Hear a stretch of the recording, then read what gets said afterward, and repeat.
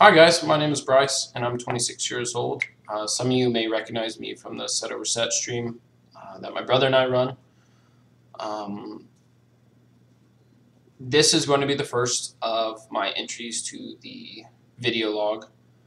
I had created this blog on 2+2 as a way to kind of counteract the stream, which focuses mostly on strategy, whereas here in the blog I can talk about results and studying and other things in life that I'm doing that don't include poker, and just kind of write write out kind of what I'm thinking and what I'm planning on doing, what my goals are, all those types of things that don't get included when you come to the stream.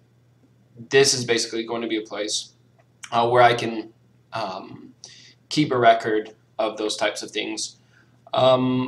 Basically, right now I'm going to be doing a lot of written stuff, graphs, posting hands, posting win rates, stuff like that. But I do want to do a video log maybe once every 2 weeks, talking about what I'm thinking, what I'm focusing on, what I need to improve on, what I'm trying to do outside of poker. So I thought that this could be a good way to do that. I've never done a video log. I don't really have any interest in typing out really long blog entries. That's not writing really isn't my thing. So I thought that this could be a good alternative. So we're going to get into my introduction, talk about the stream a little bit, talk about poker a little bit, and then wrap it up. These video logs are probably going to be between, I don't know, 8 and 15 minutes. Nothing too crazy, but just a little something that I could put here. So yeah, like I said, my name is Bryce. I'm 26 years old and I live in Texas. I graduated from college last year in December at the University of North Texas. I majored in finance and marketing, double majored, which I really liked and I really enjoyed. Basically, I decided to take the route of not going into my field after a job that I really wanted didn't end up panning out, and every other job that I was looking at didn't really seem that interesting or the pay wasn't good enough. My goal really is at some point to go back to grad school and get my master's, get an MBA in finance and focus on consultation, but because I wouldn't be able to work when I'm doing something like that, or I wouldn't honestly want to work, I felt like the job that I would be getting, if I were to take a job I didn't really like, it wouldn't really matter because I would have to leave it anyways, so why not do something that I really like? When I was in college, I was traveling every single summer.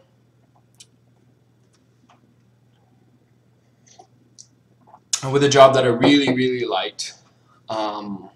Unfortunately, last summer, I ended up getting burnt out on it. I didn't really like the direction the company was going, so I ended up leaving.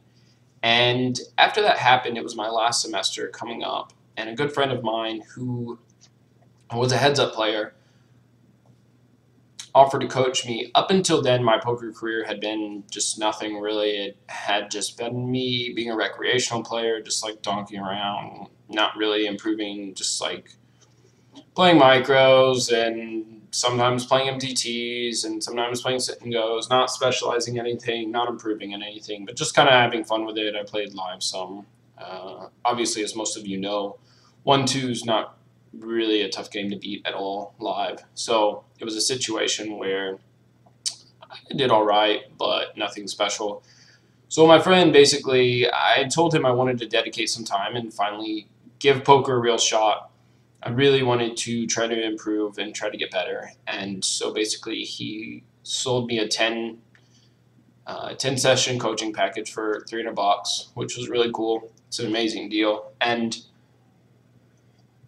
we started working on 6max and quickly found out 6max is just, was awful. I mean, I'm not saying I'm good now, but I'm saying I was really bad then, basically.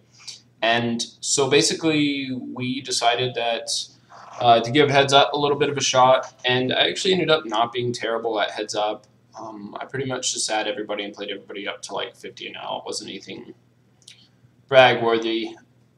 but I really enjoyed it. I had a lot more fun, whereas 6 max was just super frustrating. So I ended up putting some money on Bovada, and I ran up a bankroll really, really fast. I was still in school and double majoring in your senior year. There was a lot of really tough courses, so I didn't get to dedicate as much time as I needed to it. But as soon as my senior projects were done, I was able to just play. And towards the end of November, I had moved up. Was really, really doing well at 100 and L. I'm playing some 200 and L. Heads up. Obviously, Bovada's the type of site where that's not really a hard thing to do. Moving through the stakes super fast and playing 200 is not really that tough. Even probably if you play regs, most of the regs are going to be they're not going to be like really heads up specialists or anything like that. So I mean, it wasn't a huge achievement, but it was a huge achievement for me. So I ended up moving through those stakes. And so in November, this job that I've been applying for like 8 months, it was with the Four Seasons, and I would basically be a finance manager. And I had just been gunning for it for a long time. I'd been working on a lot of different projects to make sure that I got this job. It ended up falling through. So when it did fall through, basically, I looked at what I wanted to do in my life, and because the job that I was going to, if I did take another job, I was going to have to quit it anyways. I was like, you know what? Poker's going well, and I basically really want to be able to look back on my life and say I gave poker a shot. Whether I win or I lose, or I'm good or I'm bad, it doesn't really matter. I just don't really want to look back and be old and be like, man, I really wish I had done something like that. I could have been a great player, or I could have been terrible, but like I'll never know, basically. So I didn't want to have that regret.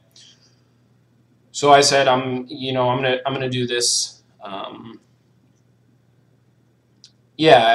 I said I was gonna do this. So basically, I ended up playing a lot of heads up, and I went on this massive downswing right away, like immediately. Basically, just it's like fish on a heater stuff, and then you hit variance, and you just get like wrecked completely. And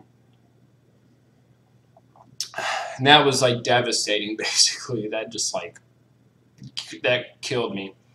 So I moved back to 6max, moved to a site where I could get rake back. It's also like especially bad if you can't crush Bovada heads up. I mean, heads up is going to be a lot of variance, especially against players that are going to play really aggressive and really crazy. We're not going to get into the strategy of that. This is not what this is about, but yeah, it was really crazy. So I was like, you know what? I'm going to move back to 6max. I'm going to move to a site that has rake back. Move to Intertops. Did pretty well on that site, and once I was ready to move up to 200, there was no games. I mean, I was already having to table start a lot, which wasn't an issue because, having a heads-up background, I was comfortable playing that. Not to say it was good. I was just, at least I wasn't uncomfortable. And so basically, played there for a bunch, and that, went okay. I mean, there was a rake race, so I was able to make some money off that. I was able to make a little bit off 100. A little bit off 200. I didn't run great at 200, and 200 barely ran. So I was like, I'll move to ACR. Moved to ACR, and then I ended up getting staked by by my current coach right now, Vegas Midas. Staked me, good friend Simon. Really, really great guy. Extremely thankful to be working with him. It's just like. Yeah, it's just, I can't really explain how much of an honor it is to work with him. He's just, there's a lot of people that I've come across in my life that have fallen short, and he's definitely somebody who's just like an incredible person with everything he does, his outlook on life, how he balances it, how he looks at poker. And so he's somebody I really, really look up to, and kind of try to be more like, as far as he just has a very good balance. He just has a very healthy lifestyle. Like, it's not, yeah, I mean, that's enough. We're not going to turn this blog into, praise Simon vlog, but I definitely have a ton of respect for him. And basically what he said is, I'm going to take you under my wing. I'm going to stake you, and I'm going to coach you. So I ended up getting in with him, moved to ACR, got completely destroyed on ACR. Just got annihilated. I was playing terribly. I was running terribly. It was just no confidence, no idea. Basically, when I started this process of getting coached, it takes a while, or it took a while for me for a lot of these concepts to set in, and they're setting in now. But at the time, it was just a lot of information. None of it really made sense of why. Like, it wasn't part of a bigger idea. It was just a bunch of small ideas. So that was going terribly. Then I was moving a bunch. I ended up moving like 4 times in 5 months. Just a bunch of chaos. Just a bunch of not good stuff.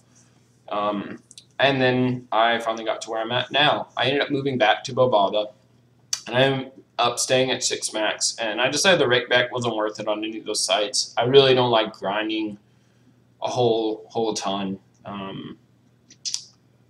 Yeah, I'm not like a big time grinder. I mean, I grind like 30 hours a week, 4 tables, regular tables on Bovada, and I like that schedule. I don't really like this like playing 20 Zoom tables and all this kind of stuff. Some guys are really good at that. I would rather just be more aggressive with bankroll management and play higher if I can, and play less tables and play regular tables. I like that.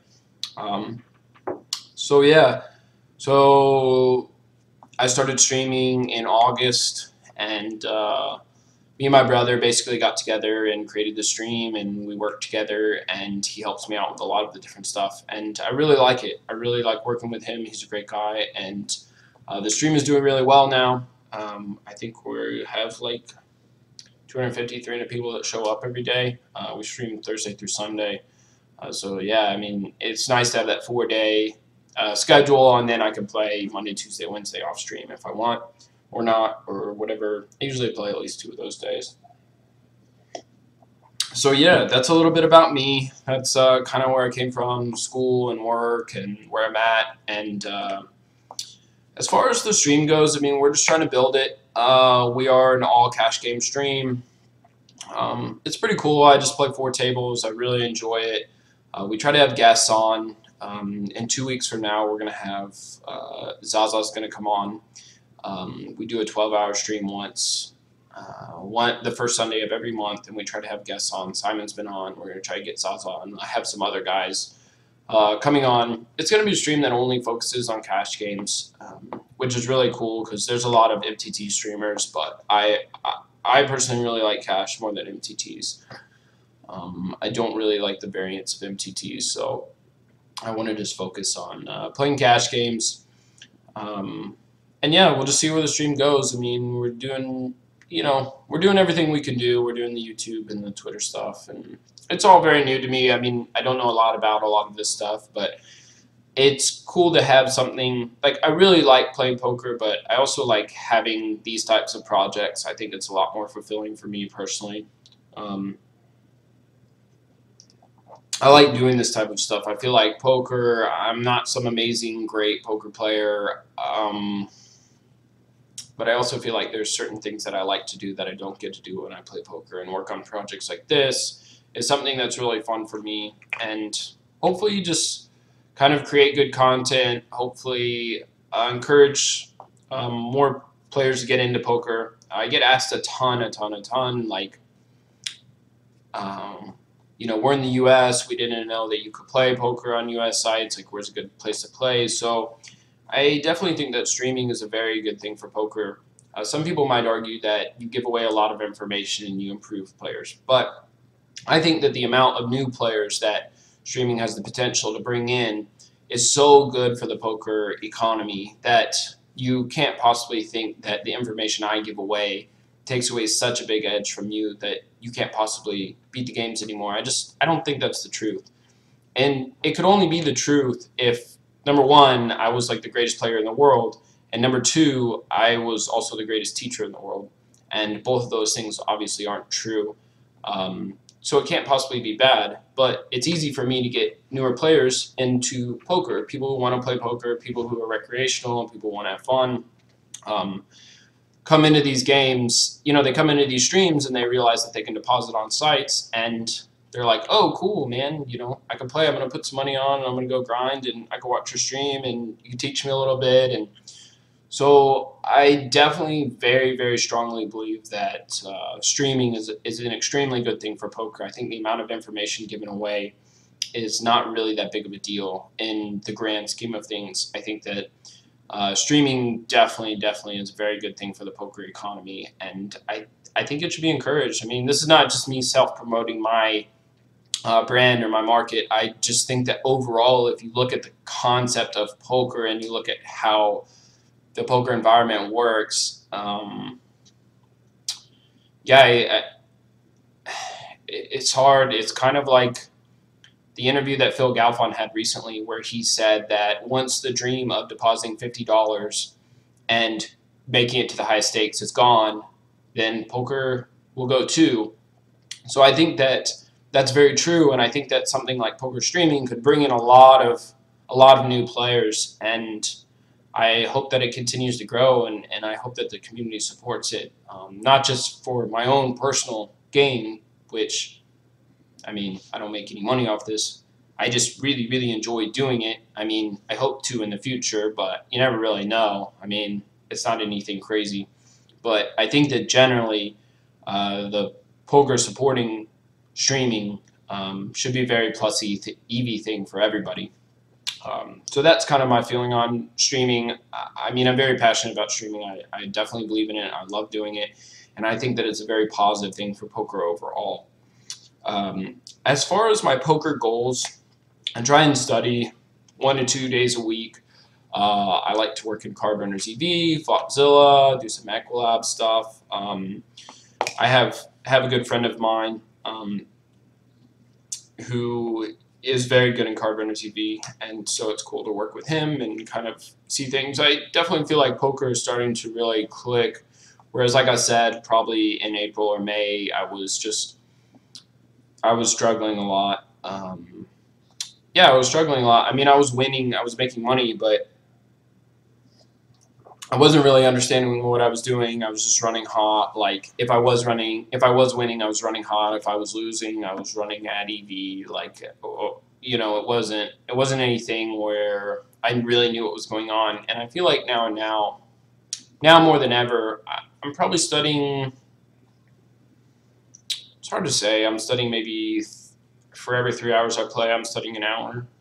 I know that my coach wants me to study every 1 hour for every 2 hours I play, which is like a lot. But I'm working on it. I'm trying to get there. Play 5 days a week, get my 30 hours in a week, then have like 10 hours of study. And then I try to work on stuff like, you know, work on the YouTube, work on the Twitter and the stream, and make sure everything looks nice. We just got a new layout, which is really cool. Like, people can subscribe, and all that money goes into like graphics and making the stream look nicer, and just more things for the people who are supporting the stream, just as kind of a thank you. As far as coaching, I mean, I have gotten requests, and basically I have said that coaching isn't really a big agenda of mine. As far as playing goes, I make a lot more money playing, but I do coach some. I really only coach people who play on Bovada. I mean, I live in the US, so I haven't played on Stars in forever, and I really don't know. I don't know.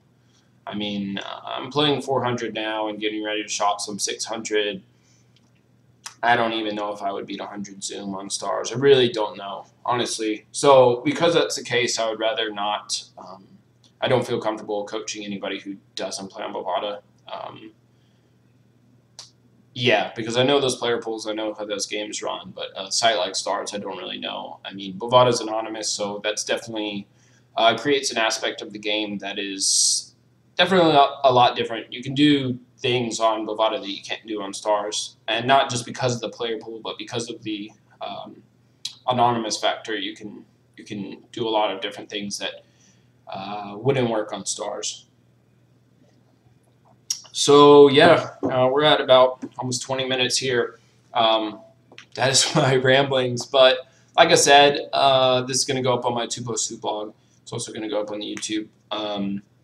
But yeah, I mean, this is something that's really cool. I like it. I want to try and do this every 2 weeks, post up a 20-minute video log, kind of talking about what I'm focusing on, what I want to do. I mean, this one was a lot of introductory stuff and just some basic stuff, but we'll get into some other stuff that I'm working on that I think is going to be really good. And yeah, like I said, stay away from strategy. But yeah, thanks everybody for checking out. this video, and I hope to see you in the stream. All right.